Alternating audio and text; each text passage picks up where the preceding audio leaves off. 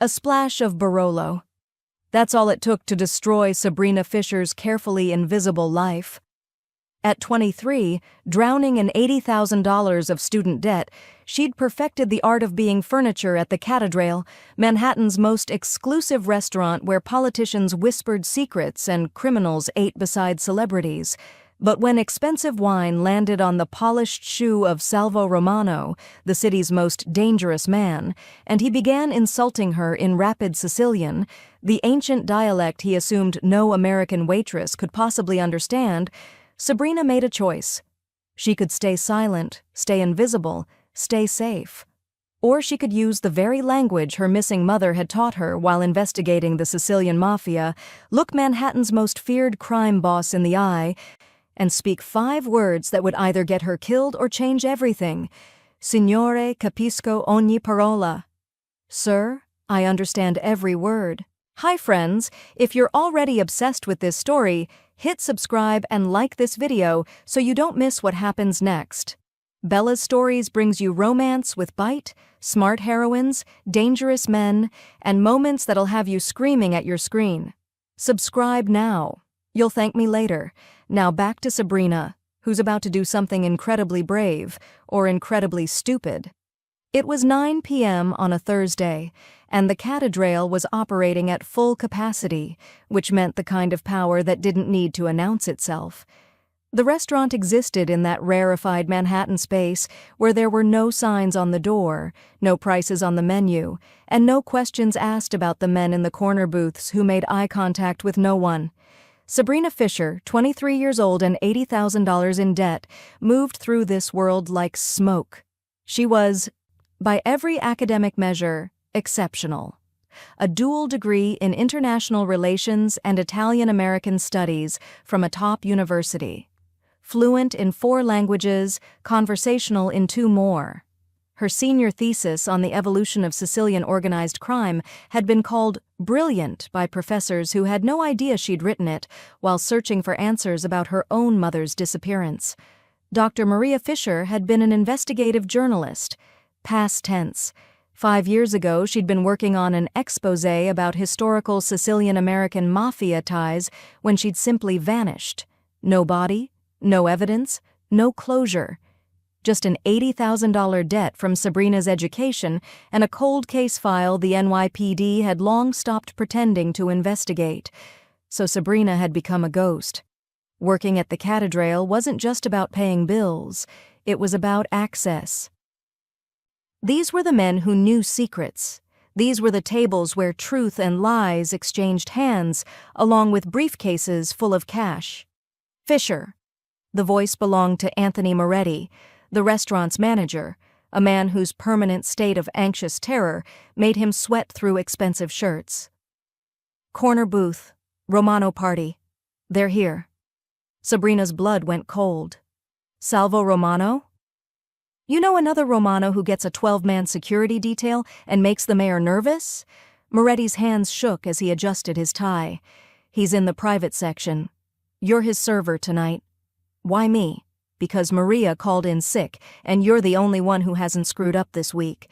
He leaned closer, his breath smelling of coffee and panic. Listen carefully. You do not speak unless spoken to. You do not look at him. You do not exist. This man, he swallowed hard.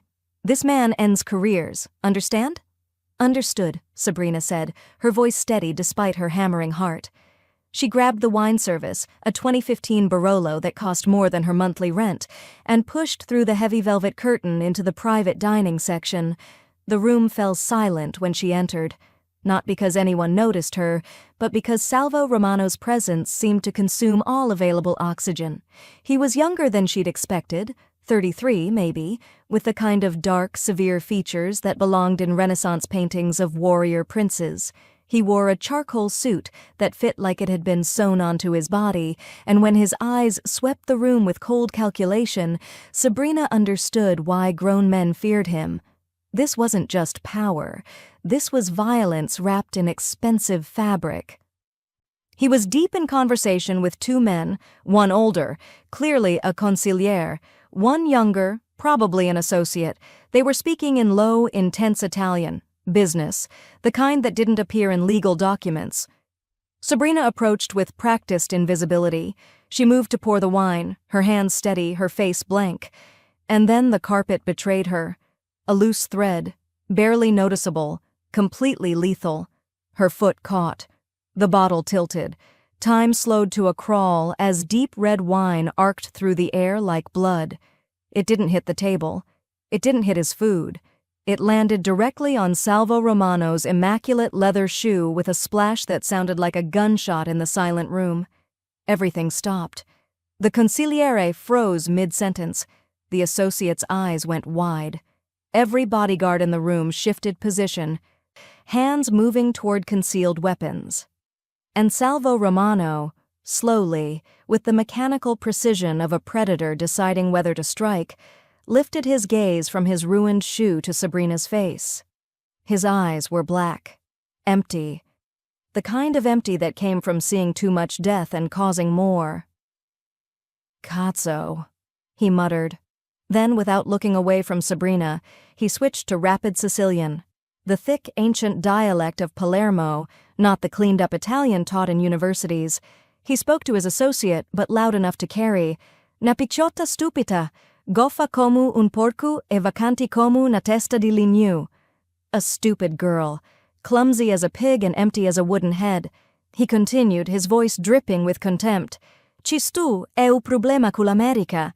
Ni pigliano mancu a megiu. Tagliau, non sapi mancu camminare. Mi facissi ridere se non fossi tanto patetica." This is the problem with America. They hire even the worst. Look at her, she can't even walk. She'd make me laugh if she wasn't so pathetic. The associate laughed nervously. The consigliere looked uncomfortable. Moretti appeared at the door, his face the color of old milk. "Mr. Romano, I am so sorry," he began, already pulling a cloth from his pocket. But Sabrina didn't move. Something inside her, some combination of rage and grief and 5 years of swallowing silence, simply snapped. Her mother had taught her Sicilian. Not classroom Sicilian, but the real thing, the dialect of her grandmother's village, the language of old grudges and older secrets. Maria Fisher had learned it while investigating the Mafia's historical roots. She'd taught it to Sabrina during late-night research sessions, making her daughter memorize phrases and pronunciations until they were perfect. "Languages are weapons, Sabrina," her mother had said. "The most powerful people never expect you to understand them. That's when you learn the truth." Sabrina set down the wine bottle with deliberate care.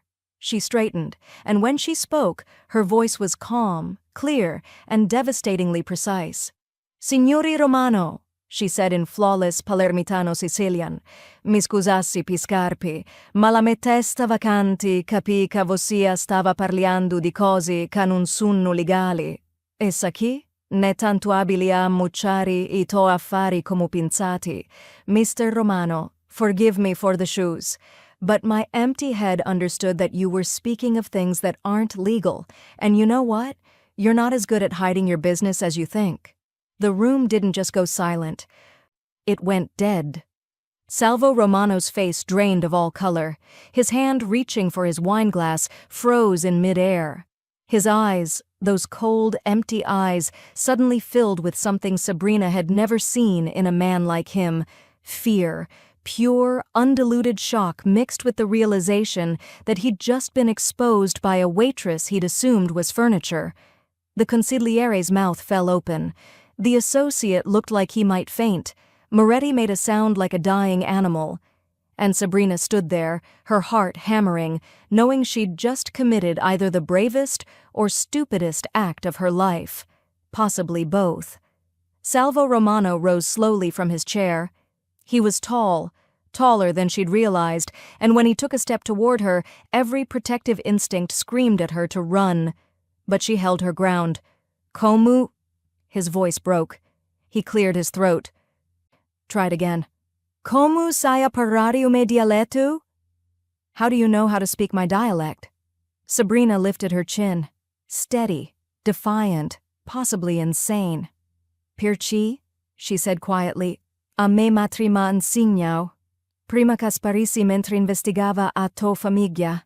Because my mother taught me, before she disappeared while investigating your family." The words hung in the air like a thrown knife. And in that moment, Sabrina Fisher stopped being invisible.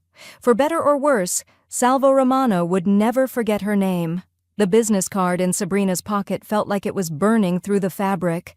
She stood in the service corridor outside the private room, her back pressed against the cold wall, trying to remember how to breathe. Inside, she could hear muffled voices.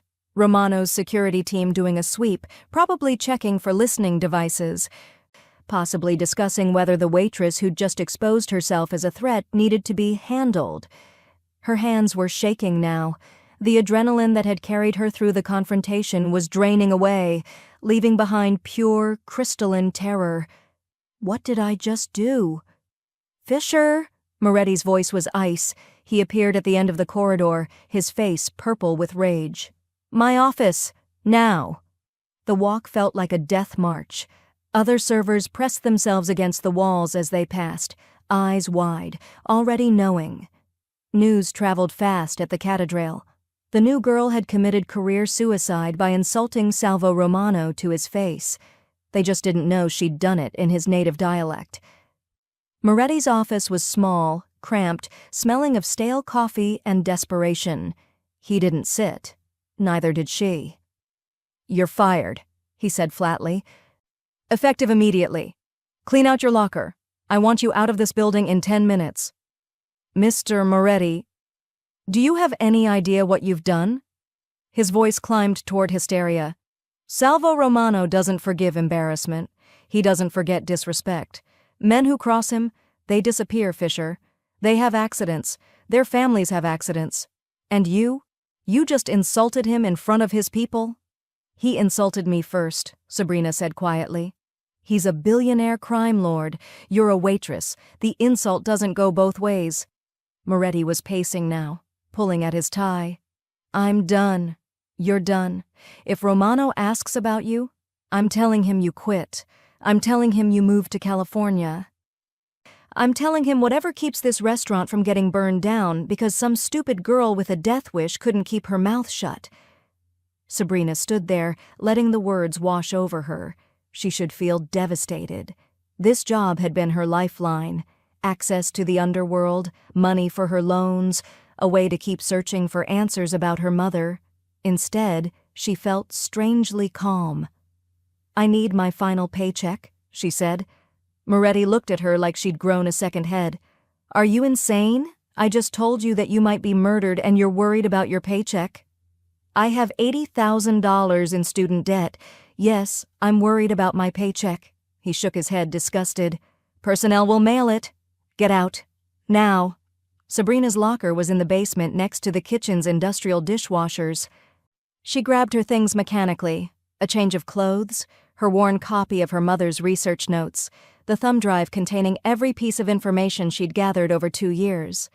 Her phone buzzed. Unknown number.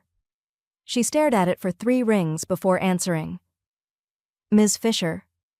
The voice was deep, accented, definitely not Romano. "My name is Luca. I work for Mr. Romano.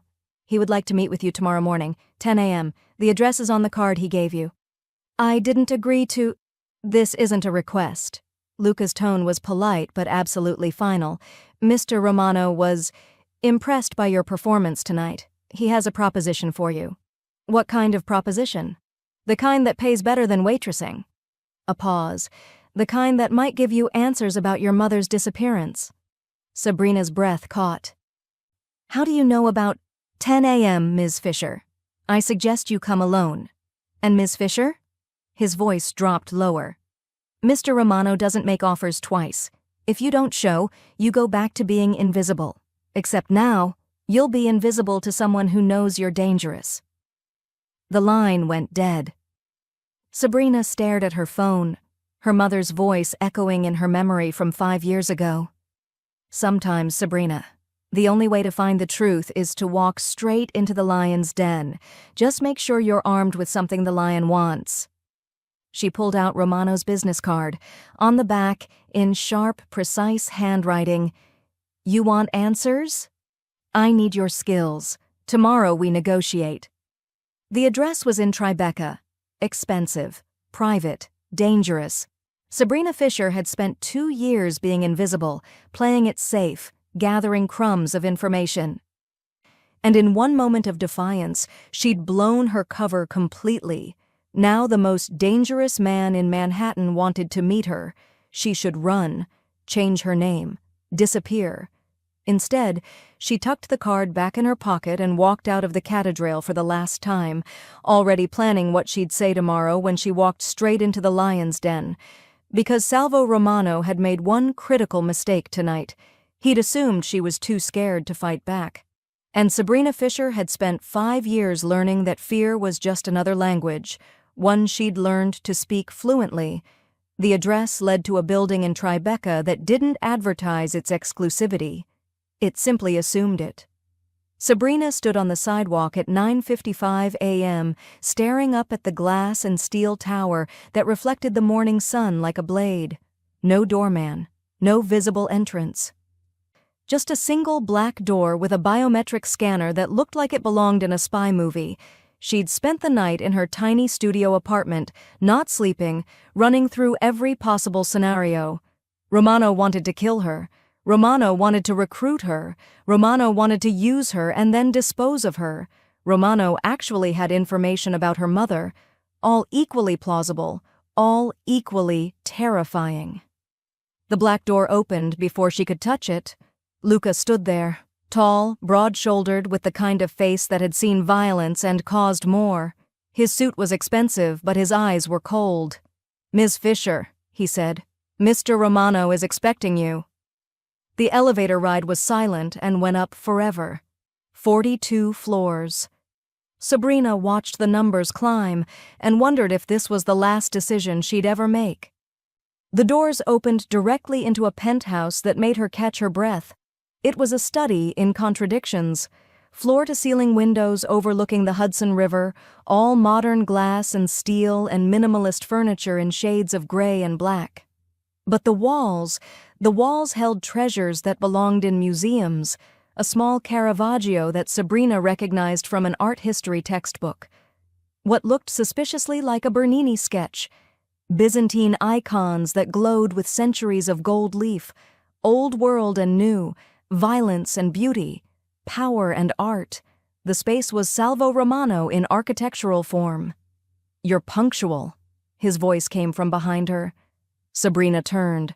Romano stood near the windows, backlit by morning sun, wearing a charcoal suit that probably cost more than her entire education. He looked different in daylight, younger somehow, but no less dangerous. His dark eyes tracked her movement with predatory focus. "You threatened to make me invisible if I didn't show," Sabrina said, keeping her voice steady. "That seemed motivating." The corner of his mouth twitched. Almost a smile. "Coffee?" "No, thank you." "You should eat something. You look like you didn't sleep." "I didn't. I spent the night wondering if you were going to kill me. If I wanted you dead, we wouldn't be having coffee." He gestured to a leather chair. "Sit. We have business to discuss." Sabrina sat. The chair was obscenely comfortable. Romano remained standing, a tactical choice that kept him physically dominant. She recognized the power play and refused to be intimidated. "You speak Sicilian," Romano said, not bothering with preamble. "Not classroom Italian, not tourist phrases, the real dialect. Palermitano, the language of my grandmother's village." "My mother was thorough in her research. Your mother was investigating my family when she disappeared." It wasn't a question. 5 years ago, Maria Fisher, journalist, she was working on a piece about historical mafia ties to legitimate American businesses. Sabrina's heart hammered. "You knew her?" "I knew of her. I was 28, just taking over after my father's death. I had other concerns." His expression was unreadable. "But her disappearance was noted. Investigated even. Not by police, by us. We wanted to know who was asking questions." "And what did you find?" "That she asked the right questions in the wrong places, that she made someone nervous, that she vanished before we could determine who." Romano finally sat across from her. His posture relaxed, but his eyes sharp. And that 5 years later her daughter shows up in my private dining room speaking a language she shouldn't know, working a job she's overqualified for, clearly searching for something. I want to know what happened to her. I know, that's why you're here. Romano leaned forward slightly. But first I have a problem, and you're going to solve it. Sabrina bristled. I'm not your employee. Not yet. He pulled a leather folder from the side table, opened it, extracted a single piece of paper. This is a cashier's check for $500,000. Sabrina's breath stopped. The number stared at her from the paper, $500,000, more money than she'd see in 5 years of waitressing. That's your signing bonus, Romano continued. It erases your student debt and gives you a comfortable cushion.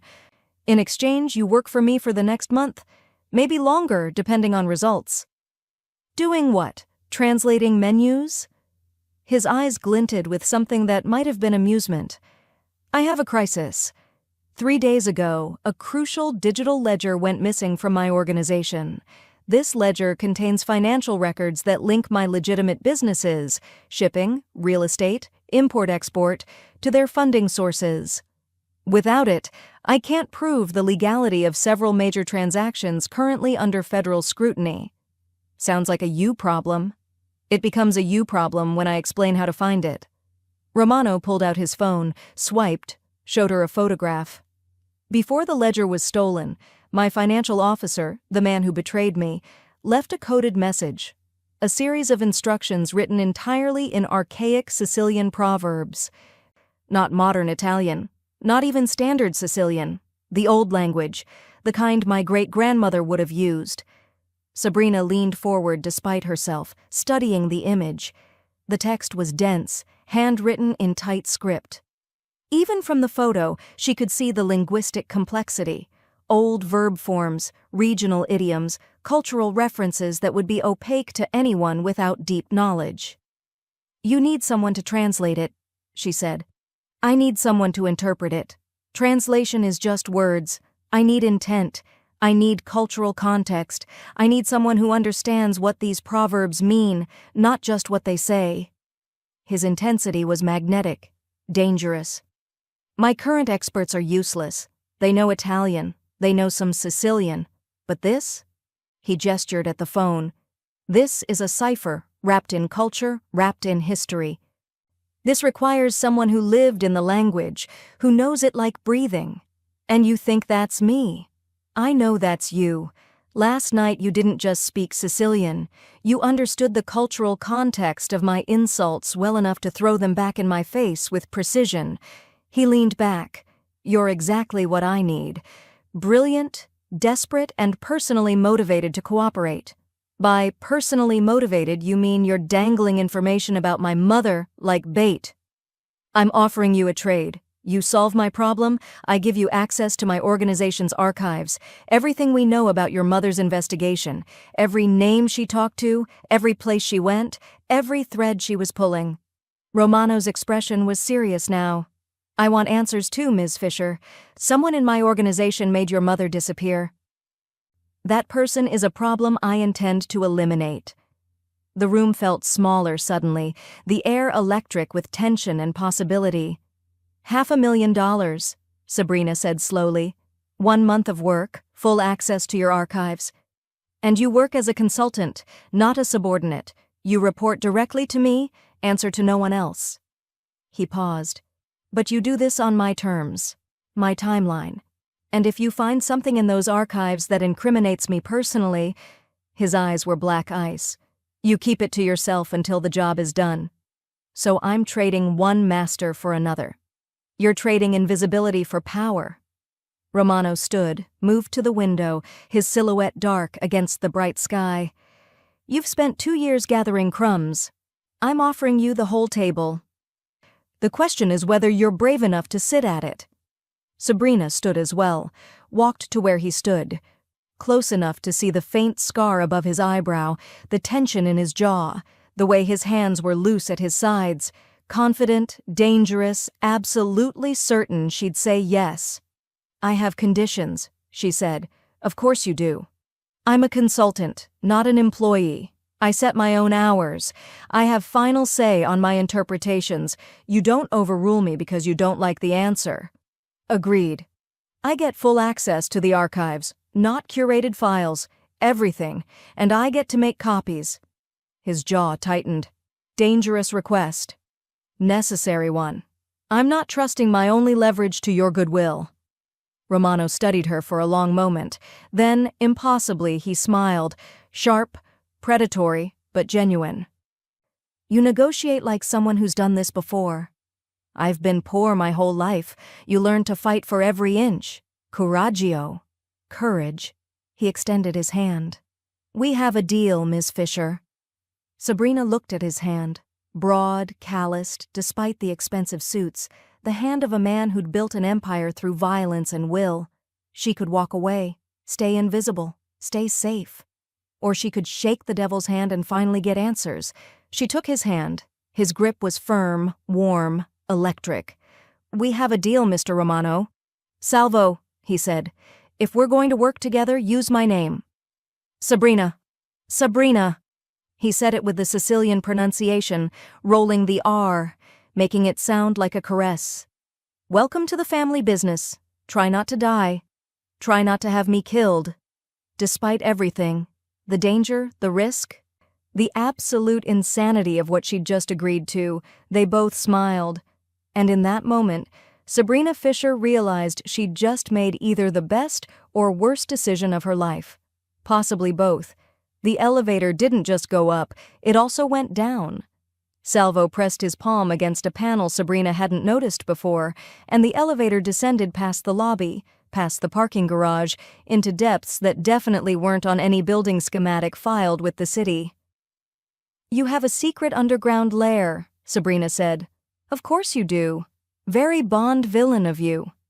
I prefer to think of it as practical. Salvo's tone was dry. Privacy is expensive in Manhattan. I pay for mine vertically. The doors opened onto a corridor of polished concrete and recessed lighting. It felt less like a basement and more like a bunker, the kind of place designed to survive things that ended poorly for everyone else. This is where you bring people who ask too many questions, isn't it? Sabrina asked, following him down the corridor. Only the ones I like. Should I be flattered or terrified? Both is appropriate. He stopped at a steel door with another biometric lock, his palm print, his eye scan, a numeric code he entered with practiced speed. The door opened with a pneumatic hiss that sounded expensive and ominous in equal measure. The room beyond was pure, calculated intimidation. No windows, walls lined with servers and monitors showing security feeds from what looked like half of Manhattan. A massive table made of dark wood that had probably witnessed confessions extracted through means Sabrina didn't want to contemplate. The lighting was LED and surgical, making everything sharp-edged and shadowless. It was a room designed to make people talk. Welcome to the war room, Salvo said. We'll be spending a lot of time here.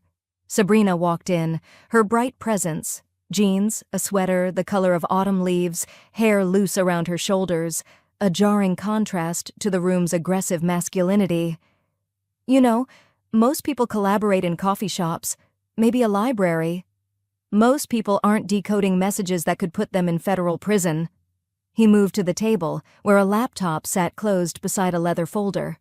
Coffee shops have witnesses. This room has soundproofing and a Faraday cage. Choose your preference. When you put it that way, the evil lair sounds great. Despite himself, Salvo's mouth twitched. Sit. We have work to do. Sabrina sat across from him. A tactical error, she realized immediately. Sitting across meant eye contact. Eye contact with Salvo Romano was like staring into a furnace. Intense, consuming, dangerous. She should have sat beside him, maintained professional distance. Too late now. Salvo opened the laptop, pulled up the document. This is the message. 43 lines of archaic Sicilian. My financial officer, Marco Benedetti, wrote this before he stole the ledger and disappeared. We found it 3 hours after he vanished. Sabrina leaned forward, studying the text. The handwriting was shaky, rushed. Fear and urgency bled through every letter. "He was terrified when he wrote this," she said immediately. "He should be. When I find him, terror will be the least of his problems." Very comforting, really setting a collaborative tone here. She ignored his dark look and focused on the text. Okay. First line. Lulupu kasifapakura, nundura asai. The wolf who becomes a sheep doesn't last long. I know what the words mean. What do they mean? Patience, crime lord. I'm getting there. Sabrina pulled out her phone, opened a notes app, began typing. This isn't just a proverb, it's a warning. Marco is saying someone in your organization is pretending to be loyal but isn't. He's identifying himself as the wolf who tried to become a sheep, tried to fit in, play the game, but failed. Salvo leaned back, his eyes never leaving her face. Continue. Line 2. Umali kaveni di notti. Ujornu, uvidi. The evil that comes at night, the day will see it. She paused, thinking. He's saying whatever he did, stealing the ledger, happened at night, literally or figuratively, but it will be exposed in daylight. He knows he can't hide forever. Where did he hide it? I'm getting there. Stop being impatient. I'm a patient man. You're really not. Sabrina scanned the next several lines, her mind working faster as the patterns emerged. Oh, this is clever. He's not just using proverbs, he's layering them. Each one contains a clue to the next. It's a linguistic scavenger hunt. Explain. Line 5. Ku cerca trova, ma non sempre ciduca cerca. Who searches finds, but not always what they're searching for. That's a location clue. He's saying the ledger is somewhere people are searching, but not for the right thing. Salvo's intensity sharpened. My people have been searching his apartment, his office, his known associates, but you're searching for a digital ledger. He's saying you're looking in the wrong format. Sabrina's excitement was building now, the intellectual puzzle igniting something in her brain that had been dormant for years. What if it's not digital anymore? What if he converted it? To what? Line 8 gives us the answer. A carta canta, lu pisci un para. Paper sings, fish don't talk. She looked up at him, triumphant. He printed it. The ledger is on paper, actual physical paper. For the first time since she'd met him, Salvo Romano looked impressed. In 43 lines of coded text, you found that in under 10 minutes. I'm good at my job. Remember that when you're writing my performance review. I'm beginning to think I'm underpaying you. You're definitely underpaying me. I'll renegotiate after I save your criminal empire. She bent back to the text, her fingers flying across her phone screen. Now we need location. That's going to be harder. The proverbs from lines 15 through 23 are all about family, loyalty, blood. He's saying, wait. She stopped. Reread the section. Her blood went cold. What? Salvo's voice was sharp. What did you find? Line 19. U sangue non è acqua, ma a tradimento u diventa rosso. Blood isn't water, but betrayal turns it red. Sabrina looked up at him. Salvo?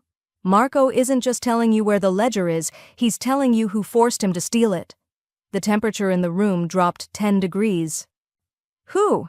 Someone with blood ties. Someone in your family. She hesitated. The next line confirms it.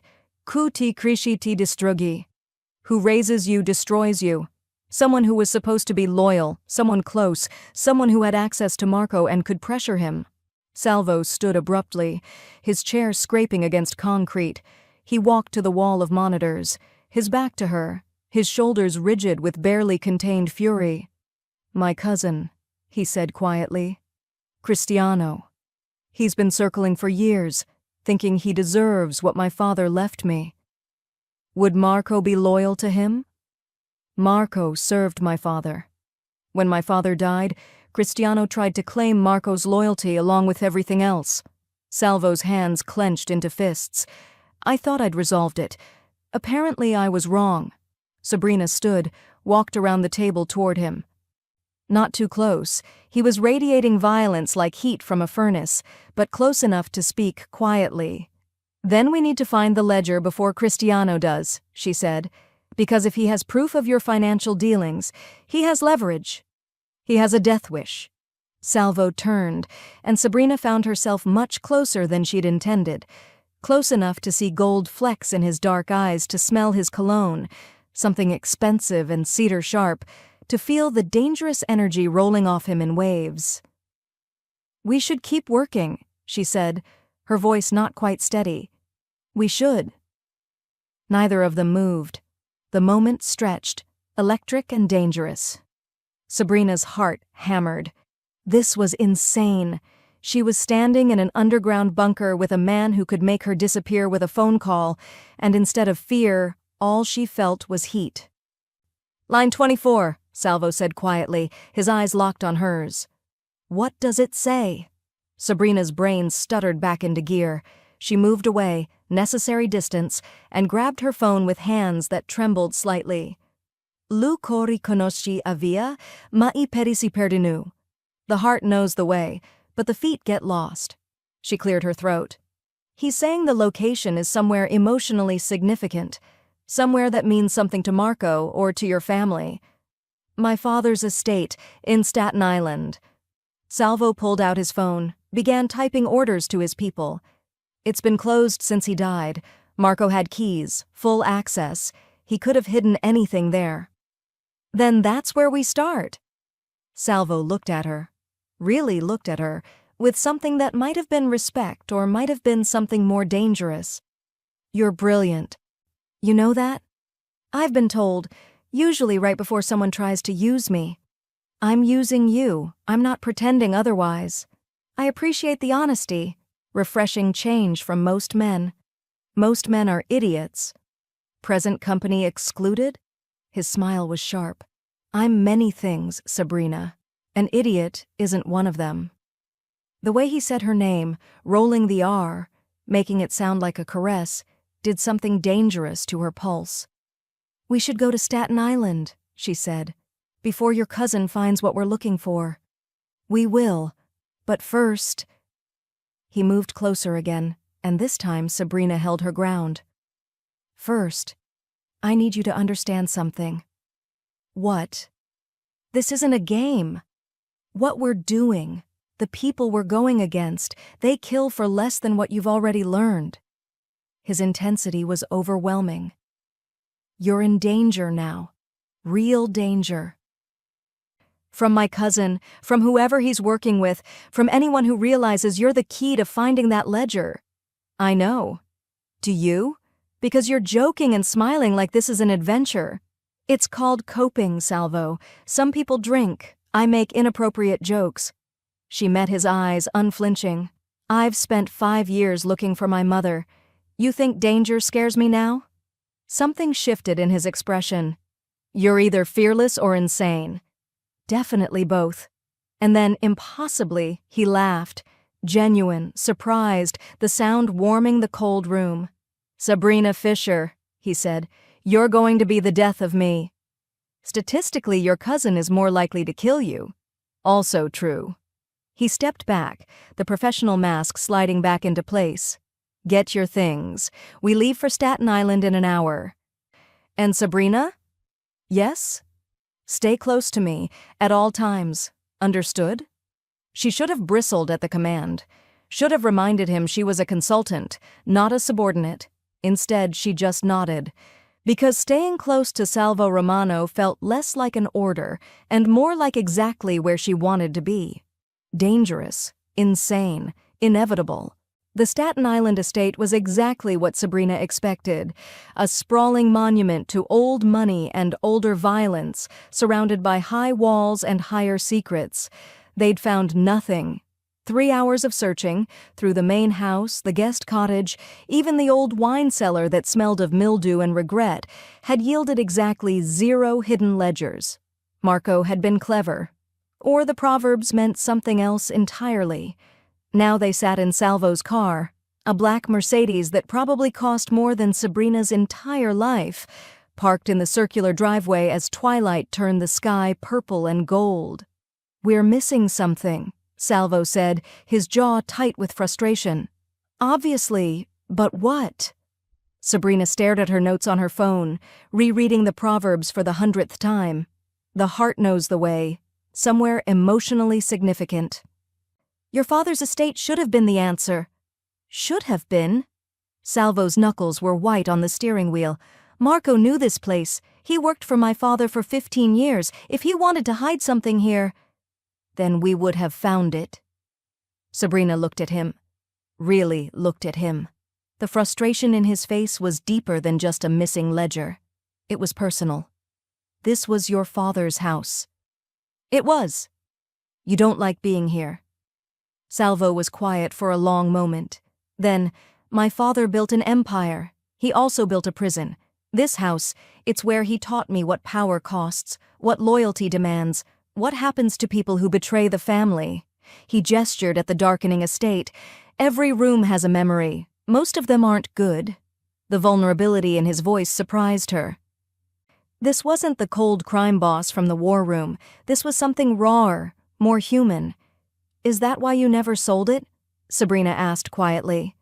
I can't sell it. It's a monument, family history. My cousins would riot if I tried. His smile was bitter. So it sits here, empty, a testament to a man who loved power more than his own son. Salvo. We should go. He started the engine. There's a safe house in Brooklyn. We'll regroup there, go through the Proverbs again with fresh eyes. Maybe we're translating wrong. We're not translating wrong. I'm certain of that. Then we're missing context. He pulled out of the driveway, the gates opening automatically as they approached.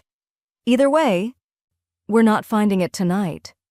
The safe house in Brooklyn was actually a beautifully restored brownstone that probably cost several $1,000,000. Sabrina was beginning to understand that Salvo Romano's version of safe came with hardwood floors and designer furniture. You have remarkable taste for someone who threatens people professionally, Sabrina said, looking around the living room. I contain multitudes. Salvo was in the kitchen, open concept naturally, pulling out ingredients with the efficiency of someone who actually knew how to cook. Are you hungry? Starving, actually. I've been too focused on ancient Sicilian to remember to eat. Then sit. I'll make dinner. You cook? You sound surprised. You have people for everything else. I assumed you had people for food too. Salvo smiled, small, genuine. My grandmother taught me. She said a man who can't feed himself is at the mercy of others. She didn't raise me to be at anyone's mercy. Smart woman. Terrifying woman. She survived fascism, war, immigration, and my grandfather. She was made of iron wrapped in lace. He pulled out a cutting board, began dicing tomatoes with professional precision. She also spoke the old Sicilian, the dialect, you know. When she heard me speak Italian instead of her language, she'd hit me with a wooden spoon. Sabrina laughed, surprising herself. My mother did the same thing. Not the wooden spoon, but the disappointment was worse. She'd spent so much time learning Sicilian for her research. She wanted me to appreciate it, preserve it. She sounds like someone my grandmother would have liked. They would have either been best friends or mortal enemies. No middle ground? The best people are like that. Salvo was making pasta now, his hands moving with practiced ease. Binary, clear, no room for the compromise that makes people weak. Is that why you're so intense all the time? No room for compromise? I'm a crime boss, Sabrina. Compromise is another word for weakness. Weakness gets you killed. Must be exhausting, being that vigilant constantly. He paused, looked at her across the kitchen island. It is, but it's kept me alive for 33 years in a business where most men don't see 30. The vulnerability was back, fleeting, but real. Sabrina felt something shift in her chest, some barrier she'd been maintaining begin to crack. For what it's worth, she said quietly, you're not what I expected. What did you expect? A monster, honestly. A man who insults waitresses and makes people disappear. Someone easier to hate. And now? Now I think you're a man trapped in a role you didn't choose, trying to survive a legacy that's eating you alive. She held his gaze. And I think you hate that I can see it. The silence stretched between them, electric and dangerous. Then Salvo turned back to the stove. "Dinner in 10 minutes. There's wine in the fridge." Sabrina recognized the retreat for what it was, self-protection. She let him have it. They ate at the dining table, the meal simple but perfect. Pasta aglio e olio, a green salad, bread that Salvo admitted he'd picked up from a bakery he refused to name. The wine was Italian, expensive, and loosened tongues in exactly the way wine was designed to. "Tell me about your mother," Salvo said. "The real story. Not the journalist who disappeared. The woman who taught you Sicilian." Sabrina set down her wine glass. She was brilliant, obsessive. When she got interested in something, she'd dive in completely. The Mafia History Project consumed her last 2 years. She learned the language, interviewed old-timers, traced family trees. She said she was writing a book about how organized crime shaped American immigrant culture. Sabrina's voice tightened. But in her notes, the real notes she kept at home, she was tracking something specific. Money. Connections between old Sicilian families and new American businesses. She thought there was a thread no one else had found. And that thread got her killed. Maybe, probably. Sabrina looked at him. "You said you'd give me access to your archives. Names, places, dates. I need that, Salvo. Tonight. Before we find the ledger. Because I think—" She stopped. "Think what?" "I think whatever my mother found 5 years ago is connected to whatever Marco found now. The timing, the Sicilian codes, the inside betrayal." Her pulse quickened. "What if it's the same conspiracy? What if my mother stumbled onto whatever Cristiano is planning, and that's why she disappeared?" Salvo went very still. That would mean Marco's predecessor was involved in my mother's disappearance, and that person is still in your organization. Still connected, still dangerous." Cristo. Salvo stood, pulled out his phone. "Luca, I need the archive files. Everything from 5 years ago. Personnel records, financial transactions, external investigations. Bring them to the Brooklyn house. Now." He hung up, turned to Sabrina. "We cross-reference tonight. Your mother's notes against my family's records. If there's a connection, we find it." "Thank you," Sabrina said. "Don't thank me yet. If we find a connection, it means someone I trusted killed your mother. That's not a truth I want to face. But you will, because you're not your father. You want the truth even when it hurts." Something in his expression softened. "You see the best in people. Even me. That's dangerous in this world. Or maybe it's the only thing that keeps this world from being completely dark." Salvo moved around the table, stopped in front of her chair. Close. Too close. His intensity was overwhelming. "Sabrina," he said quietly, "you realize what we're doing? What this means? Finding the truth?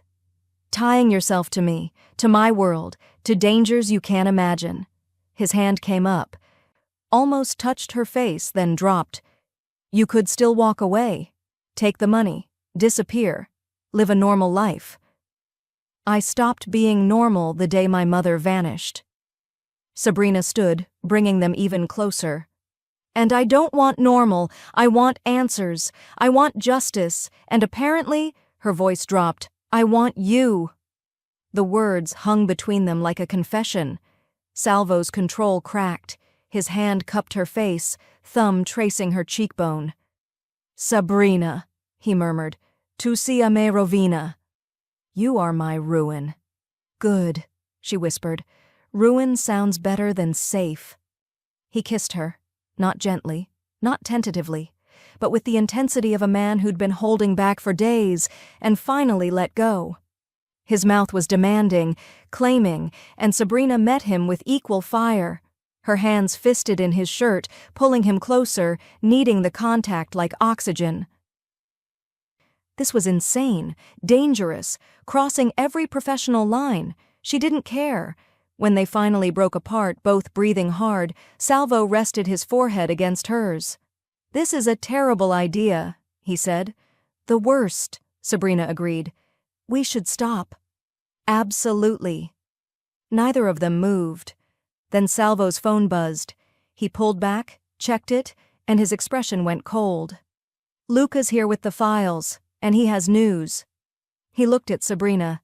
Marco's body was found an hour ago. Execution style. Brooklyn warehouse. Sabrina's blood turned to ice. Cristiano? Probably, which means Marco never hid the ledger. Cristiano already has it. Sabrina's mind raced. And if he has it, he has everything he needs to destroy you. Salvo's jaw clenched. Then we stop playing defense. We go on offense. He held out his hand. Ready to hunt a traitor? Sabrina took his hand, let him pull her close one more time. Let's burn his world down, she said. And in that moment, she meant it. The archive files covered the dining table like scattered pieces of a nightmare. Financial records, personnel files, surveillance photos, 5 years of Romano family business, all cross-referenced against the notes Sabrina had retrieved from her apartment, her mother's meticulous research, preserved in a fireproof box under her bed. It was 2 a.m. They'd been at this for 4 hours. And then Sabrina saw it. Salvo. Her voice was sharp enough to cut through his concentration. He looked up from the laptop where he'd been tracking shell corporations.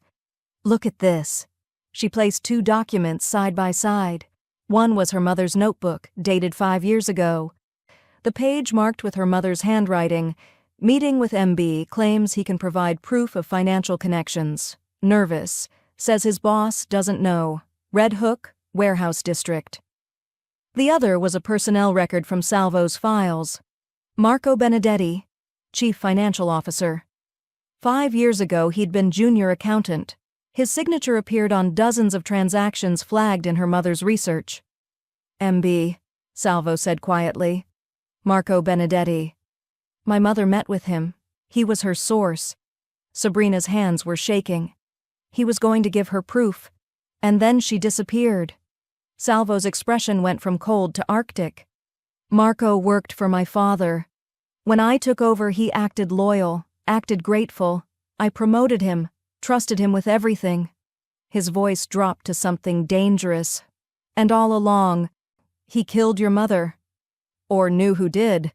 Sabrina flipped to another page in her mother's notes. She wrote this the day before she vanished. MB called, says the meeting is off, too dangerous. Someone found out. He sounded terrified. Someone found out she had an inside source and eliminated the problem. Salvo stood, began pacing like a caged predator. That someone was either my father or Cristiano. Sabrina pulled up another file on her laptop. Look at this. 5 years ago, Cristiano was running enforcement for your father. He would have been responsible for handling security threats. Cristo Santo. Salvo slammed his hand on the table hard enough to make the wine glasses jump. Cristiano found out Marco was talking. He either killed your mother himself or had her killed. Then he used that knowledge to control Marco for 5 years. Marco wasn't stealing the ledger willingly. He was being blackmailed by the man who made him an accessory to murder. The room felt like it was spinning. Sabrina's mother hadn't just been investigating the mafia, she'd been killed by it. And Marco, terrified, desperate Marco, had been living with that guilt for 5 years until it finally broke him. That's why Marco left the coded message, Sabrina said slowly. He wanted us to find out. He wanted someone to stop Cristiano before he could do it to anyone else. And Cristiano killed him for it. Salvo's fury was a living thing, filling the room. He killed Marco to keep him quiet, and now he has the ledger. He has everything he needs to destroy me and take over. Not everything. Sabrina pulled up the photographs of Marco's coded message on her laptop, scrolling to the final lines she hadn't fully translated yet. The last proverb, "U tesoru samucia uni a morti duna a vita." The treasure hides where death gives life. What does that mean? I wasn't sure until now. But if Marco met my mother in Red Hook, Sabrina pulled up a map on her laptop, and if he wanted to hide something there, somewhere significant, somewhere death and life intersect. The old cemetery. Salvo was already reaching for his phone. Red Hook has a historic cemetery, closed to the public for years. My father used to own the property through a shell company. That's where Marco hid the real ledger, not the one Cristiano has, a backup. Insurance. Sabrina's mind raced. Marco knew Cristiano would come for him, so he created a decoy and hid the real evidence where only someone who understood the full message could find it. Salvo was already on the phone. Luca, Red Hook Cemetery. I need a team there in 20 minutes. Full tactical. We're recovering something, and I guarantee Cristiano will have the same idea once he realizes the ledger he has is fake. He hung up, turned to Sabrina. You're staying here. Like hell I am. Sabrina? Don't you dare. She stood, met his intensity with her own. Marco left that message for someone who could understand it. That someone is me. If there are more codes, more clues hidden at that location, you need me there to interpret them. It's going to be dangerous. Everything about this has been dangerous. I'm not stopping now. You could die. So could you. And I'm not letting you go alone.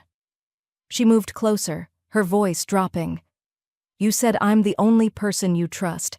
That goes both ways now. We do this together or not at all.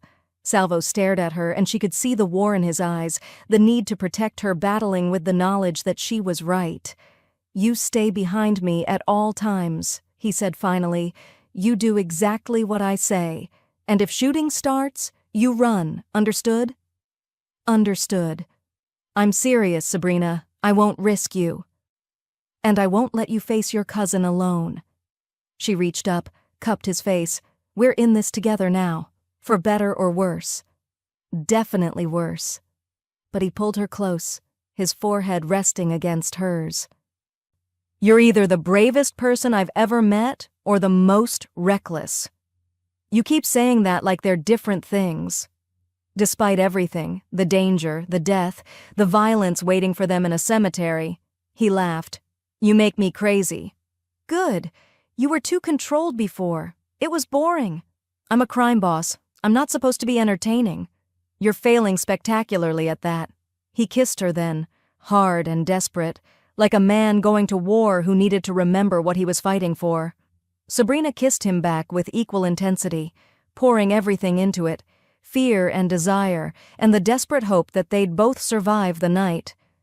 When they broke apart, both breathing hard, Salvo pressed something cold into her hand, a small handgun, compact and deadly. Do you know how to use this? He asked. My mother taught me. She said a woman investigating dangerous men should know how to defend herself. Sabrina's throat tightened. She was right. Safety's here. Point and shoot. Aim center mass. His eyes were dark, serious. But Sabrina, only if you absolutely have to. Once you pull that trigger, there's no going back. You'll be marked, connected to this world forever. I've been connected since the day I spoke Sicilian in your private room, since the day my mother disappeared. She tucked the gun into her jacket pocket. I stopped being innocent a long time ago, Salvo. Now I'm just trying to survive long enough to get justice. Justice. He said it like the word tasted foreign. In my world, we call that revenge. Call it whatever you want. I call it closure. Salvo's phone buzzed. Luca's text, team assembled, ready when you are. It's time, Salvo said. He pulled on a jacket that probably had more concealed weapons than Sabrina wanted to think about. Last chance to stay here. Stay safe. Not a chance. I know. He almost smiled. That's why... He stopped, jaw tightening. Why what? Why I can't lose you. The words came out rough, unpolished. You're the first real thing I've had in years. The first person who sees me, not the empire or the name or the violence. Just... me. Sabrina's heart twisted. Salvo... I know it's insane. I know we've known each other for 3 days, but insane seems to be our specialty. He took her hand, laced their fingers together. So here's my promise. I'm getting you through this. Whatever it takes. And when this is over, When Cristiano is dealt with and the ledger is recovered and your mother's killer is exposed, I'm going to take you to dinner. A real dinner. Not in a safe house, not in a war room, somewhere normal, where the only thing we're fighting is whether to order dessert. Despite the fear, despite the danger waiting for them, Sabrina smiled. Is that a promise or a threat? Both. Then we better survive tonight. She squeezed his hand. Because I'm holding you to the dessert. Deal. He pulled her close one more time, pressed a kiss to her forehead. Sabrina mia, he murmured against her hair. My Sabrina. Resta con mia. Stay with me. Always, she whispered back. It was a promise neither of them was sure they could keep. But as they walked out into the Brooklyn night, toward a cemetery where death and life intersected, toward the final confrontation with a man who'd stolen everything from both of them, Sabrina realized something crucial. She wasn't just fighting for her mother anymore. She was fighting for Salvo, for the future they might have if they survived, for the chance to turn revenge into something that looked like love, and that was worth any risk. The car ride to Red Hook was silent, tactical. Luca drove with 4 more men in a follow vehicle, all armed, all dangerous, all loyal to Salvo in the way that meant they'd die before they'd betray him. The cemetery appeared through the darkness like something from a Gothic novel, wrought iron gates, weathered headstones, trees that had witnessed a century of burials and secrets. And somewhere in that darkness, Cristiano Romano was waiting, along with the truth about what happened to Maria Fisher. Ready? Salvo asked, checking his weapon one final time. Sabrina touched the gun in her pocket. Ready? Then let's finish this. They stepped into the cemetery, into the darkness, into the place where death gave life, and Sabrina Fisher, scholar turned warrior, prepared to face the man who'd destroyed her family. One way or another, tonight would end with answers, or it would end with blood. Possibly both. The cemetery was a trap. They realized it the moment the first shot cracked through the darkness, splintering the headstone 6 inches from Salvo's head.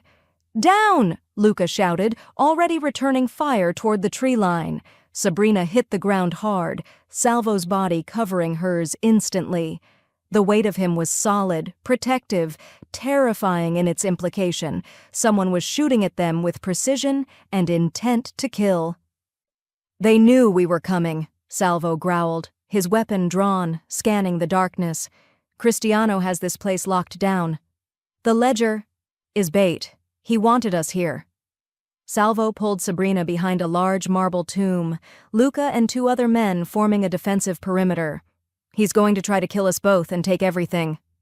More gunfire erupted, rapid, professional, the sound of automatic weapons that had no business being in a Brooklyn cemetery. Luca's team returned fire, muzzle flashes lighting up the darkness like deadly fireflies. How many? Salvo asked Luca.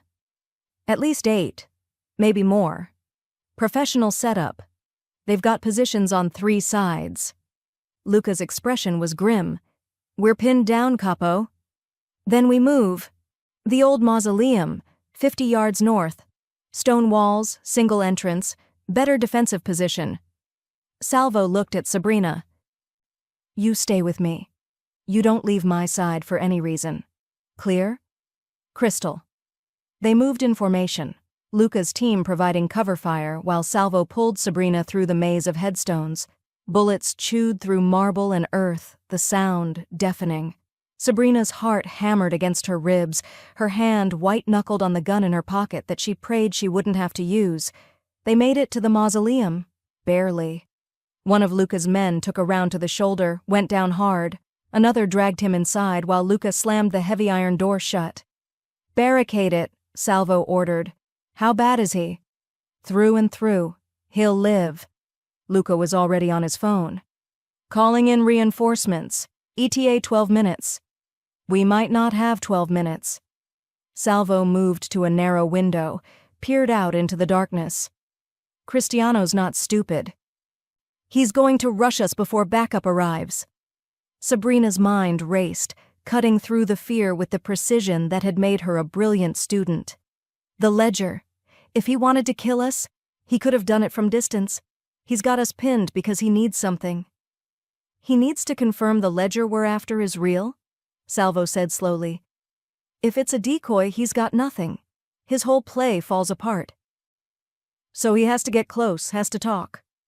Sabrina looked at him. Which means we have leverage.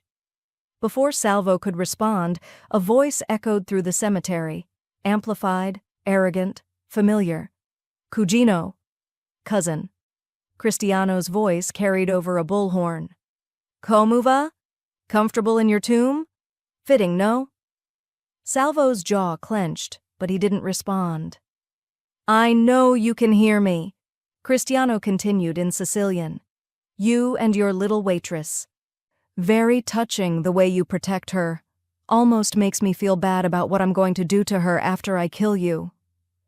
Sabrina felt Salvo's fury like heat from a furnace. Don't respond, she whispered. He's trying to provoke you. I know what he's doing. But Salvo's hand was white-knuckled on his weapon. Tell me, Salvo, Cristiano called. Did she tell you?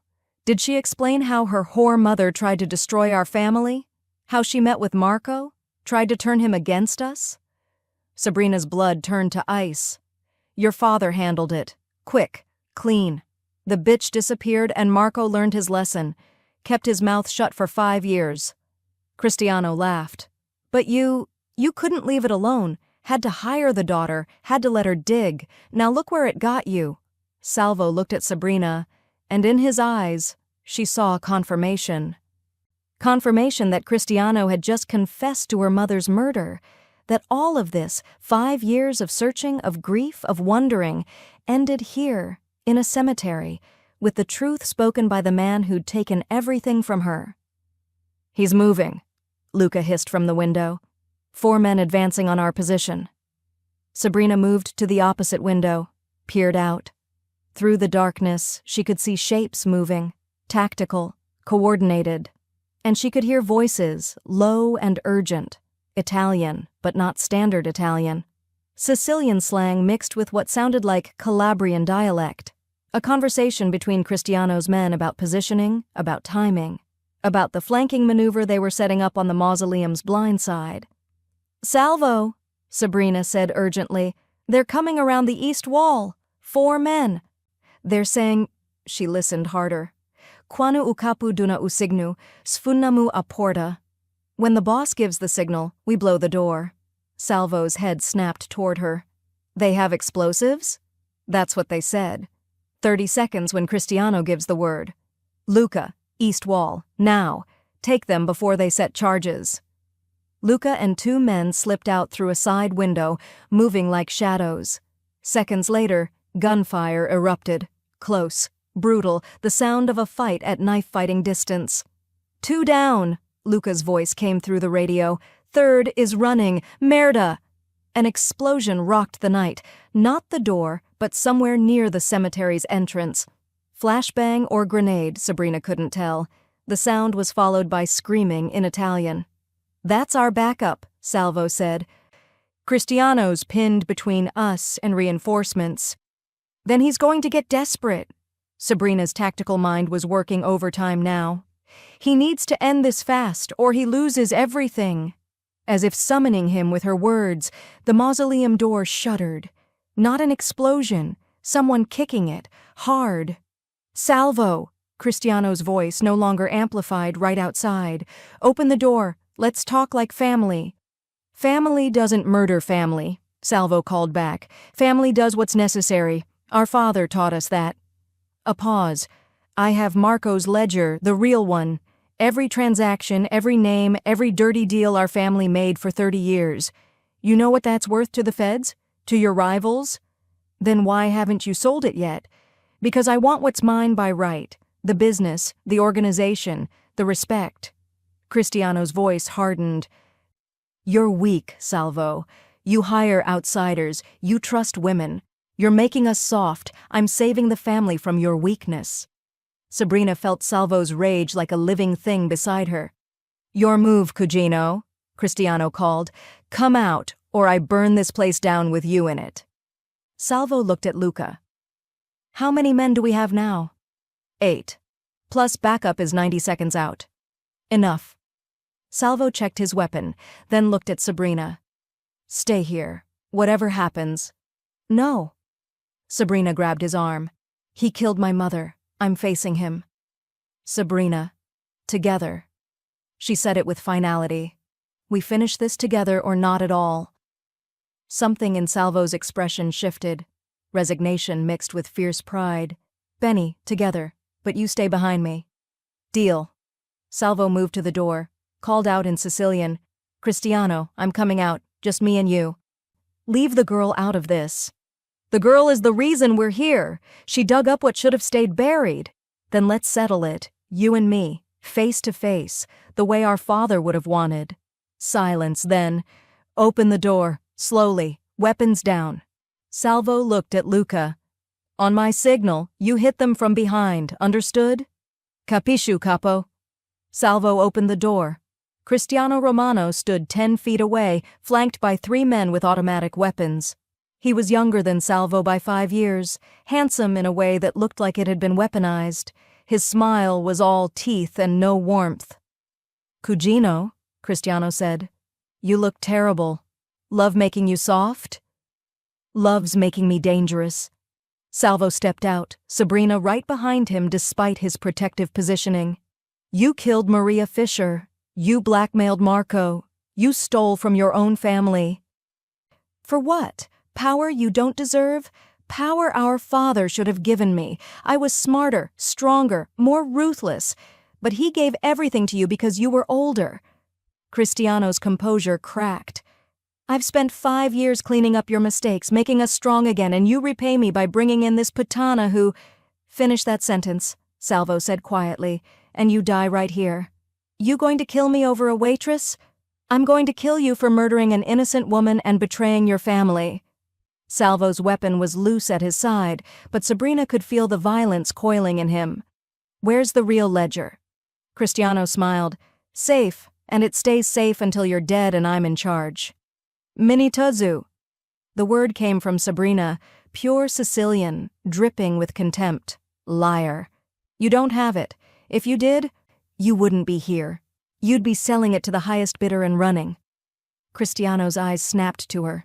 You shut your mouth. Tu si un kudzu ka pensa desiri furbu. You're an idiot who thinks he's clever. Sabrina stepped forward, her Sicilian perfect cutting. Marco hid the real ledger where only someone with brains could find it. You've got nothing but a fake and a death wish. I'll kill you myself. You'll try. Sabrina's hand moved to the gun in her pocket. But you'll have to go through him first, and Cugino. She used the familiar term deliberately, mockingly. You're not good enough. Cristiano's face twisted with rage. His hand moved toward his weapon. Everything happened at once. Luca's team hit from behind, gunfire erupting, Cristiano's men going down. Salvo moved, putting himself directly between Sabrina and Cristiano's gun. The shot that would have killed her hit Salvo's shoulder instead. He didn't even flinch, just raised his own weapon and put 3 rounds center mass into his cousin. Cristiano went down hard, shock replacing rage on his face. I'm stronger than you thought, Salvo finished, because I have something worth protecting. Cristiano's eyes went blank. Silence fell over the cemetery like snow.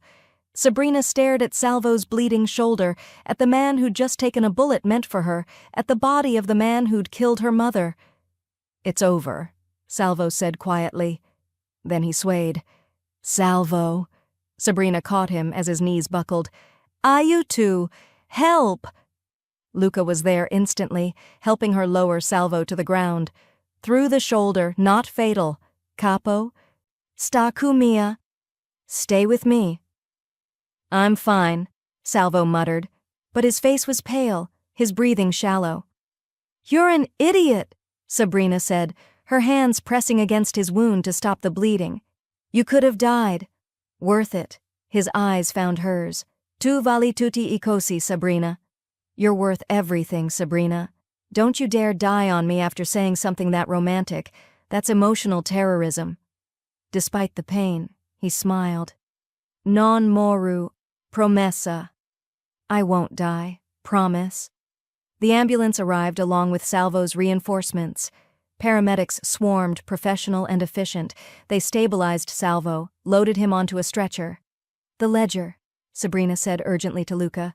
We need to find... Already on it. Luca held up a phone. Marco left digital breadcrumbs. Final location is uploading now. Let me see. The coordinates appeared. Not the cemetery, not a warehouse. The cathedral, the restaurant where this had all started. Hidden in the wine cellar, in the very place Sabrina had spilled Barolo on a crime boss's shoe and changed both their lives forever.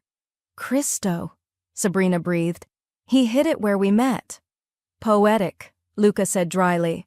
I'll send a team. No. Sabrina stood. I'll get it. It's mine to find. She looked at Salvo on the stretcher, his eyes closed, his face peaceful despite the wound. Tornu prestu, she whispered, pressing a kiss to his forehead. I'll be back soon. His hand caught hers.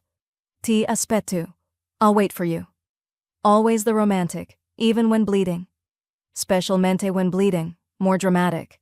She laughed, slightly hysterical, mostly relieved, and then she was running toward Luca's car, toward the restaurant where a dead man had hidden the truth, toward the final piece of her mother's story, and toward the future she and Salvo might actually survive to have. Together. The ledger was exactly where Marco had hidden it, in the wine cellar of the cathedral, tucked inside a hollowed-out case of 1985 Brunello, surrounded by bottles that cost more than most people's cars. The irony wasn't lost on Sabrina. Her mother's killer had hidden the evidence of his crimes in the exact place where Sabrina had accidentally started this whole chain of events, where Barolo had spilled and Sicilian had been spoken, and two lives had collided with enough force to change everything. She held the waterproof case in her hands, surprisingly light for something that contained so much weight: financial records, names, transactions, proof of 30 years of organized crime, all meticulously documented by a man who'd been too afraid to expose it while he was alive. Luca's team secured it, photographed every page, uploaded encrypted copies to 3 separate servers. By dawn, the evidence would be in the hands of Salvo's lawyers, his accountants, and, if Sabrina had anything to say about it, the FBI agents investigating the Romano family's legitimate businesses. But first, she needed to get back to Salvo. The penthouse was quiet when she arrived at 4 a.m., still dark outside, the city a carpet of lights below. Luca had texted that Salvo was stable, the bullet had missed anything vital. He'd refused to stay in the hospital because crime bosses didn't trust doctors they couldn't control. Sabrina found him in the master bedroom, a space she hadn't seen before, all dark wood and expensive linens and windows that overlooked the Hudson. He was sitting on the edge of the bed, shirtless, his shoulder professionally bandaged, his face pale but alert. You should be resting, Sabrina said from the doorway. I was waiting for you. His voice was rough, tired. Did you find it? We found it. Marco documented everything. Your operations are clean, provably legitimate. Cristiano's conspiracy falls apart the moment anyone reads that ledger. She moved into the room, set down her bag. You're safe. Your business is safe. It's over. It's not over. Salvo's expression was dark. Cristiano had partners. Rival families who were counting on him to deliver. They're not going to forget this. They're not going to forget you. Then we deal with them. Sabrina, no. She sat beside him on the bed, careful not to jostle his wounded shoulder. You took a bullet for me. You don't get to push me away now because things might get dangerous. Things have been dangerous since the moment I opened my mouth in that restaurant. This is different. Before, you were a tool, a means to an end. Now, he looked at her, and the vulnerability in his eyes made her chest ache. Now you're a target, because they know what you mean to me, because they know hurting you is the fastest way to destroy me. So we're both targets. We'll just have to be careful together. You're not listening. I'm listening perfectly. You're trying to protect me by pushing me away. It's very noble and very stupid. She took his hand, laced their fingers together. I'm not going anywhere, Salvo. We finish this together. All of it. The threat, the fallout, The future. Together. He stared at their joined hands, his jaw working. I need to tell you something. About your mother. About what really happened. Sabrina's heart clenched. Okay. My father. He was the one who gave the order. Salvo's voice was flat, controlled, like he was reading from a script to keep the emotion out. Marco told him that a journalist was asking questions, getting too close to financial connections we'd spent decades building. My father saw her as a threat to the family, so he ordered Cristiano to handle it. Handle it, Sabrina repeated. You mean kill her? Make her disappear, same result. Salvo's hand tightened on hers. I was 28. I'd just taken over after my father's death. I didn't know about any of it until months later, and by then it was done. Your mother was gone. Marco was terrified into silence. Cristiano was untouchable because he'd done it for family. You could have told the police. And destroyed everything my father built? Torn apart the organization? Put dozens of people in prison who were just following orders? Salvo's voice was bitter. I was a coward. I chose family over justice. I chose silence over truth. And your mother stayed missing because I didn't have the courage to expose what had been done. Sabrina sat with that for a long moment. The truth she'd been searching for, finally spoken. Her mother hadn't just vanished. She'd been murdered. On orders from a dead man, carried out by a man who was now dead himself, covered up by the man sitting beside her. I should hate you, she said quietly. You should. But I don't. She looked at him. You were 28, grieving your father, trying to hold together an empire you didn't choose. You made the wrong choice, but you were trying to survive. That's not an excuse. It's not, but it's an explanation. Sabrina took a shaky breath. Your father took my mother from me, but you gave me the truth. You helped me find the evidence. You risked everything to make sure Cristiano answered for what he did. She squeezed his hand. You're not your father, Salvo. You're trying to be better. That has to count for something. You're too forgiving. I'm practical. Hating you won't bring my mother back. But working with you? That might actually change things. Make the organization cleaner. Stop other families from getting hurt the way mine did. She shifted closer. You said you wanted redemption. Let me help you earn it. Salvo looked at her like she was something impossible. You should walk away. Take the money, start over somewhere safe, live the life your mother would have wanted for you. My mother would have wanted me to fight for the truth, to make powerful people answer for their crimes, to not back down just because things got scary. Sabrina cupped his face, made him look at her. I'm not walking away. I'm staying, with you, in this mess, because somehow against all logic and self-preservation She stopped, the words catching in her throat. Say it, Salvo whispered. Dimmaloo. I love you. The words came out quiet but certain. I love you even though you're dangerous and damaged and probably going to get me killed. I love you because you listened when I spoke, because you see me as more than furniture, because you took a bullet meant for me without hesitating, her voice broke, because you're trying to be better than the darkness you were born into. Salvo's control shattered. He pulled her close, careful of his wounded shoulder, and kissed her with a desperation that tasted like relief and fear and love all tangled together. Ti amo, he murmured against her mouth. I love you. Tamu makari kasipatsa, tamu makari kami fai veniri vuglia digesiri megyu. I love you even though you're crazy. I love you even though you make me want to be better. Is that last part supposed to be romantic? It's the most romantic thing I've ever said. She laughed, watery, exhausted, utterly genuine. Then we're both disasters. The best kind. He rested his forehead against hers. Stay with me tonight. Tomorrow we deal with the aftermath. Tonight, just stay. Always, Sabrina whispered. They lay down together, carefully, Sabrina mindful of his wound, Salvo pulling her close despite the pain. The city glittered outside the windows, indifferent to their small drama playing out 42 floors above the streets. "What happens now?" Sabrina asked quietly. "Now we rebuild. Make the organization legitimate. Use the ledger to protect our legal operations. Cut ties with anyone who can't transition to clean business." Salvo's voice was thoughtful. "And we establish something in your mother's name. A scholarship, maybe, for students studying investigative journalism. Make sure her work meant something." Sabrina's throat tightened. "You'd do that? I'd do anything for you, including honoring the woman whose death my family caused." He pressed a kiss to her temple. "It won't bring her back, but maybe it keeps her legacy alive." Salvo Romano, secretly a romantic.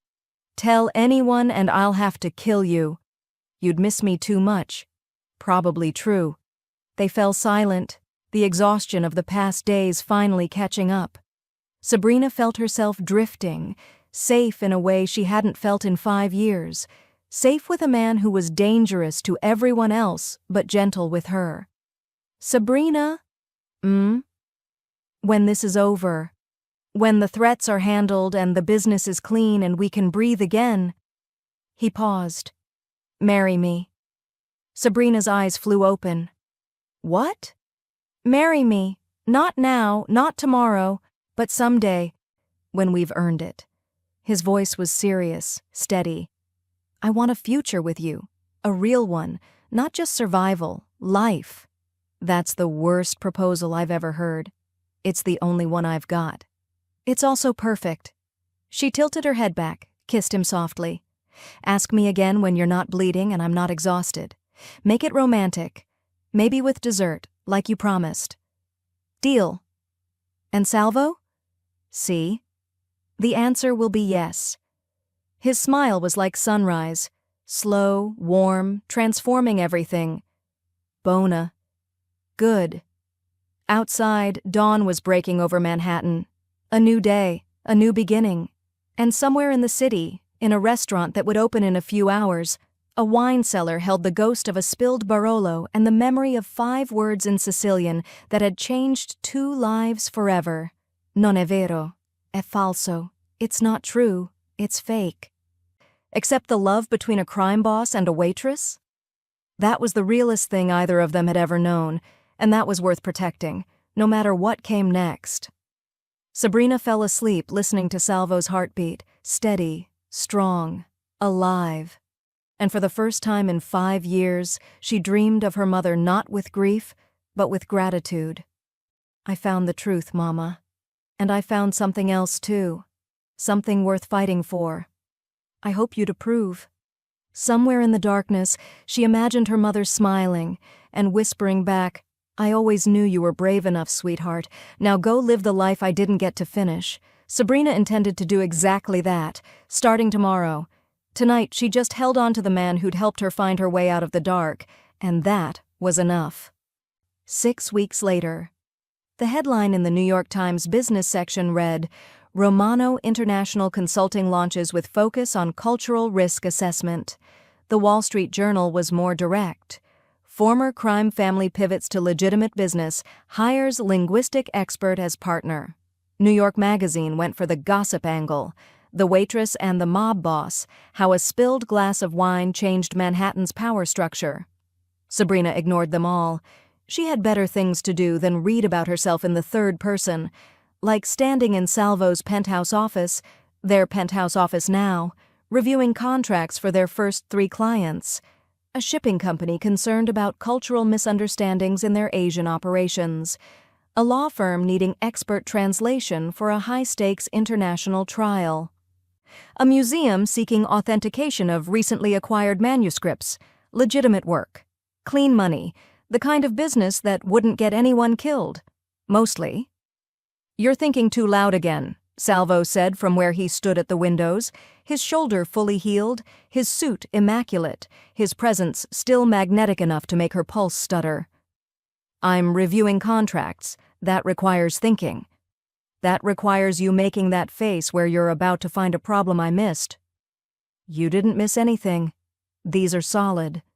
She set down the papers, walked to where he stood overlooking the Hudson.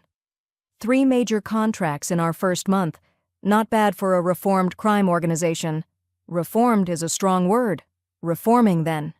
She leaned against him, felt his arm come around her waist automatically.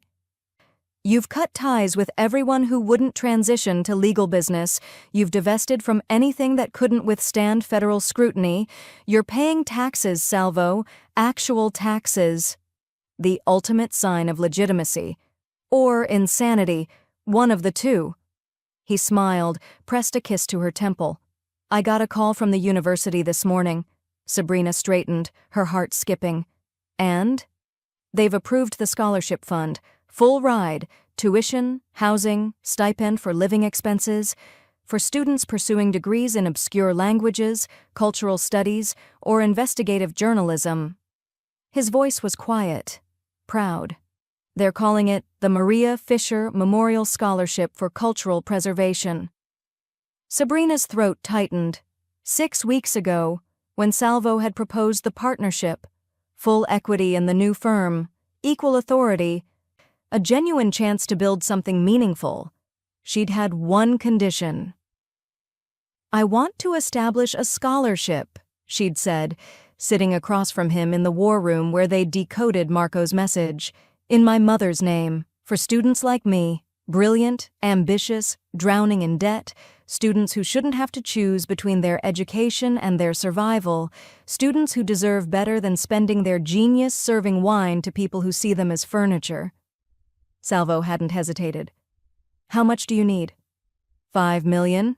Endowed. Enough to fund 10 students per year, indefinitely. Done. What else? She'd stared at him. That's $5 million, Salvo. You're not even going to negotiate? Why would I negotiate? It's a perfect idea. He'd leaned forward, his intensity focused entirely on her. Your mother died searching for truth. This ensures her death meant something, that her legacy lives on through students who'll keep asking hard questions, who'll keep demanding answers from powerful people who want to stay hidden. You realize you're funding people who might investigate you someday, she'd pointed out. Good. Keeps me honest. His smile had been sharp but genuine. Besides, I have you. If I start slipping back into darkness, you'll call me on it. Damn right I will. Now, 6 weeks later, the scholarship was real, approved, funded. The first cohort of students would be selected by next fall. 10 brilliant minds per year, freed from the crushing weight of debt. 10 people who could pursue truth without having to serve it on a silver platter to people who'd never see their worth. My mother would have loved this, Sabrina said quietly, blinking back tears. She would have been proud of you. Salvo turned her in his arms, cupped her face gently. Sabrina Fisher, partner in a multi-million-dollar consulting firm, architect of social change, the woman who made a crime boss go legitimate. I prefer the woman who threatened you in Sicilian until you saw reason. That, too. He kissed her softly. Have I mentioned that I love you? Not in the last hour. I was starting to worry. Ti amo, Sabrina mia. His voice dropped to that intimate tone that still made her knees weak. Tamu makari mi canchastia vita, makari mi facisti veniri vuglia desiri megiudihidu caera ume patri. I love you, my Sabrina. I love you even though you changed my life. Even though you made me want to be better than my father was. Your Sicilian is getting better, she said, blinking back tears. I'm a good teacher. The best. He pulled a small box from his pocket. Which brings me to something I've been meaning to ask. Sabrina's heart stopped. Salvo, you told me to ask again when I wasn't bleeding and you weren't exhausted, to make it romantic. He opened the box, revealing a ring that was somehow both simple and stunning, a single diamond, elegant and timeless. So here I am, not bleeding, reasonably rested, with dessert on the way. I had Luca order from that place you like. You're bribing me with tiramisu. Is it working? Absolutely. He smiled, then his expression turned serious. Sabrina Fisher, you saved my life. You saved my soul. You saw something worth redeeming in a man who'd spent his whole life being told he was nothing but his father's son. He took her hand. Marry me. Be my partner in business and in life. Help me build something that matters. Something clean, something your mother would have approved of. That's a much better proposal than the hospital version. I've had time to practice. And the answer is still yes. She laughed through tears as he slid the ring onto her finger. Yes, I'll marry you. Yes, I'll be your partner. Yes to all of it. He kissed her then, deep and claiming and full of promise. When they finally broke apart, both breathless, the intercom buzzed. Capo? Luca's voice crackled through. The tiramisu is here. Also, your 3 o'clock appointment arrived early. Tell them 5 minutes, Salvo replied, not taking his eyes off Sabrina. Understood. Sabrina looked at her ring, then at Salvo, then at the city spreading out below them. We're really doing this. Building a legitimate business, making actual positive change, getting married. Having that romantic dinner I promised you 6 weeks ago. You're very focused on the dinner. I'm very focused on keeping my promises to you. He laced their fingers together, the ring catching the afternoon light. Every single one. Even the one about dessert? Especially that one. They stood there for a moment, two people who'd found each other in the most unlikely circumstances, a spilled glass of wine, a language that shouldn't have been understood, a collision of worlds that should never have mixed. I have one more condition, Sabrina said. Of course you do. When we get married, I want it in Sicily. In your grandmother's village, the one where the dialect comes from. Salvo's expression softened with something that looked like wonder. You want to marry me in the place my family came from? I want to honor where you came from while building where we're going. She squeezed his hand. Your grandmother survived fascism and war and immigration. She raised a son who built an empire. That empire had darkness, yes, but it also had strength and resilience and the will to survive. I want to acknowledge that. Honor it, while we transform it into something better. You're remarkable. I'm practical and sentimental. It's a confusing combination. It's perfect. He pulled her close. Sicily it is, my grandmother's village. We'll say our vows in Sicilian, the real dialect, not the tourist version. Obviously. I didn't learn it just to insult crime bosses. You learned it to marry one. Much better use. Reformed crime boss. Reforming, he corrected with a smile. The intercom buzzed again. Capo, they're getting impatient. Let them wait. But Salvo stepped back, straightened his tie, shifted into business mode with practiced ease. Ready to go terrify some corporate executives with your brilliance? Always. They walked toward the conference room together, partners in every sense of the word, equal, trusted, building something that neither of them could have built alone. Behind them, the Manhattan skyline glittered in afternoon sun. Ahead of them, a future that looked nothing like what either had planned, but everything like what they needed. Sabrina paused at the conference room door, looked back at the view one more time. She'd come to this city drowning in debt, searching for answers about her mother, invisible to everyone who mattered. Now she stood at the center of a new empire, one built on truth and language, and the radical idea that power could be used for something other than violence. Sabrina? Salvo's voice pulled her back. Coming. She turned to him, smiled. Let's go change the world. One mistranslation at a time? One truth at a time. They walked into the conference room together, and if the executives waiting inside were surprised to see the infamous Salvo Romano partnered with a woman who looked like she should be teaching graduate seminars instead of running a consulting empire, well, they'd learn. They'd all learn that the most dangerous weapon in any negotiation wasn't violence or money or connections. It was truth. Spoken in a language they assumed you didn't know, by someone they assumed didn't matter. Sabrina Fisher had spent 2 years being invisible. Now she was unforgettable. And the crime boss who'd once insulted her in Sicilian? He was the man who'd spend the rest of his life making sure she never had to be invisible again. Epilogue 1 year later. The wedding took place in a small church in the hills above Palermo, surrounded by vineyards and olive groves and the ghosts of 100 generations of Romanos who'd survived everything history threw at them. The ceremony was in Sicilian, the real dialect, ancient and beautiful. Sabrina spoke her vows without notes, her pronunciation perfect, her words making the elderly villagers cry with joy that someone so young still honored the old language. Salvo's vows were simpler. Tamu oggi, tamu domani, tamerò sempre. I love you today. I love you tomorrow. I'll love you always. When they kissed, the church erupted in applause. When they walked out into the Sicilian sunshine, rice and flower petals raining down, they weren't a crime boss and a waitress anymore. They were partners, equals, builders of something new.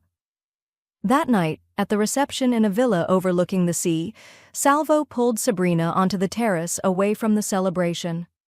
"Happy?" he asked, deliriously. She leaned into him, watched the sun set over the Mediterranean. "Your grandmother would have approved.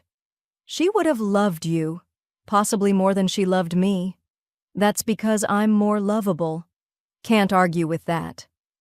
They stood in comfortable silence, the sound of celebration drifting from inside. Laughter, music, the clinking of glasses in toast after toast. "The first scholarship recipients start next month," Sabrina said quietly. 10 students, 10 brilliant minds who get to pursue truth without drowning in debt. Your mother's legacy. Our legacy. She looked up at him. "We built this together. The clean business, the scholarship, this future, all of it. You built it. I just provided the funding. You provided the courage to change. That's harder than money." Salvo pulled her close, pressed a kiss to her hair. "Grazie, Sabrina, più tutti così." "Thank you, Sabrina, for everything. Thank you for listening when I spoke, for seeing me when everyone else looked through me." She smiled. "For ruining my life in the best possible way. You ruined mine first. That Barolo cost $800. Best $800 you ever spent. Without question." Inside, someone called for the bride and groom. The celebration was waiting. The future was waiting. But for one more moment, they stood together on a terrace in Sicily, two people who'd found each other through chaos and choice and a language that connected them across centuries. "Ready to go back?" Salvo asked. "Ready to start our life?" Sabrina countered. "Sempre. Always." They walked back into the celebration hand in hand, into a future they'd built together, into a legacy that honored the past while creating something entirely new. And somewhere in the warm Sicilian night, if you listened carefully, you could almost hear the ghost of an old woman laughing with approval. Because her grandson had finally found someone worthy of the family name, someone who saw the man, not the empire, someone brave enough to speak truth to power, in the language of his grandmother's village, in the only words that mattered, "Ti amo." I love you. And that was worth more than any empire.